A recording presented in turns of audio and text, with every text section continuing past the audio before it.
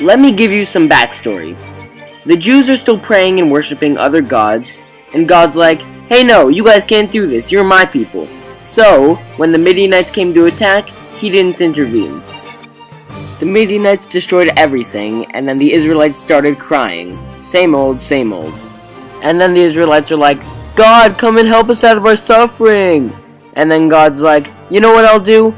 I'll get the poorest guy in all of Menashe to come and help you. Yeah, that'll really help. Now we're up to the point in our story where God sends his angel down to go find the poor guy, Gideon. The angel came down and told Gideon that he would deliver the Israelites out of their suffering. Gideon's like, hey no, I can't do this, I'm not a warrior or anything. And the angel's like, that's where God comes in, dude. Now that Gideon is convinced that he's gonna deliver the Israelites out of their suffering, he makes a sacrifice of goat flesh and broth. You know how that goes. Then God's like, ooh, idea. Let's pull off the biggest senior prank of all time. Let's go destroy the Midianite statues of their other gods and replace it with me. And then we'll go kill their bulls that they've been harvesting for 7 years for a special holiday. The Midianites weren't having it though. They went to Gideon's father's house, demanding that they kill Gideon. Gideon's father made them all go away by saying that if your God is so great, then let him deal with Gideon. Don't fight God's fight. And then God's like, hey Gideon, the Midianites are preparing to attack. And Gideon's like, okay, I'll sound the trumpets and gather the Israelite army. Then God's like, hey Gideon, we want to make this look like a miracle. So the 32,000 men that you have, oh yeah, that's too many. So Gideon's like, okay, all of you that are scared, you guys can leave. 22,000 men left, leaving Gideon with only 10,000 men. But then God said, you know, this is still going to be too easy. There are too many people. Watch how each person drinks from a stream.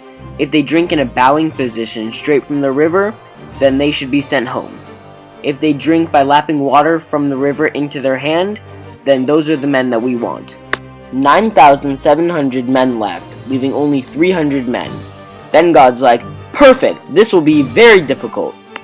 Gideon was still unsure about the attack, so he sent spies to scout Midian.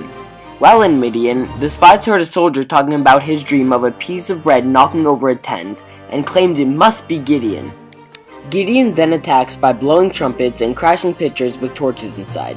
Chaos ensues, and the Midianites begin killing each other and fleeing. Gideon pursues the fleeing Midianites and passes through the town of Succoth and Penuel. They refused to give the Israelites bread, so Gideon vowed to kill them after he was done with the 2 Midianite kings that fled. After capturing, interrogating, and killing the 2 Midianite kings that fled, Gideon returned to the 2 cities and beat the kings of those 2 cities with thorns and briars, and then killed them. Yeah, Gideon doesn't mess around. Then the Israelites begged Gideon to be their king, but Gideon said, let God be your king. There was peace for 40 years after that, but then, after Gideon dies, the Israelites go back to their old ways, and the next judge comes. The end.